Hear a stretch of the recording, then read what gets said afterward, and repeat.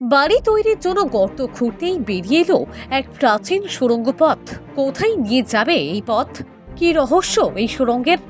ঘটনাটি পশ্চিম মেদিনীপুরের রাজবল্লভপুর এলাকার স্থানীয় বাসিন্দা অনিমা ঘোষের পাকা বাড়ির ভিত খোঁড়ার সময় আজ সকালে দেখা যায় চুন সুরকি ও পাতলা ইট দিয়ে তৈরি একটি সুড়ঙ্গ।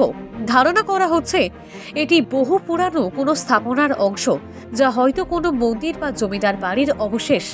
এই খবর ছড়িয়ে পড়তেই অনিমা ঘোষের বাড়িতে স্থানীয় বাসিন্দাদের ভিড় জমে যায়। চাঞ্চল্যকর পরিস্থিতিতে পেংলা ব্লক প্রশাসন কাজ বন্ধ রাখার নির্দেশ দিয়েছে। পেংলা থানার পুলিশ ও ব্লক ডেভেলপমেন্ট অফিসার ঘটনাস্থলে পৌঁছে পর্যবেক্ষণ করেন।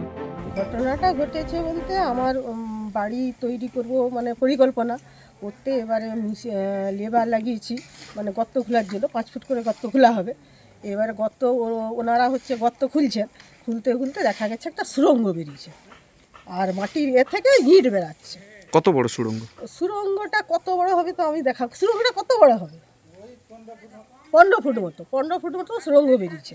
তারপরে আরেকটা গর্ত যে মানে ওর পাশে যে 5 ফুটের গর্তটা খোলা হবে, ওটা হচ্ছে আপনার গোটা চারে সিঁড়ির ধাপি বেরিয়েছে। হচ্ছে যে আগেকার দিনে সেটা শ্রীধর মন্দির ছিল, তারপরে চারপাশে প্রাচীর ছিল, বুঝতে পারছেন। তারপরে আগেকার জমি, এই বংশটা নাকি জমিদারের আমলের বংশ শুনেছি। দিয়ে ওটা এবারে জমিদাররা তো আগে সে চড়া চড়া ইটের প্রাচীর করে তবে বাড়ি টাড়ি করতো, সেই রকমই শুনেছি। মাটি খুঁড়তে শুধু মাটি খুঁড়তে এটা বেরিয়েছে। কোনো খাজানা কোনো কিছু এরকম কিছু পেয়েছেন? না না, কিচ্ছু নয়, কিচ্ছু পায়।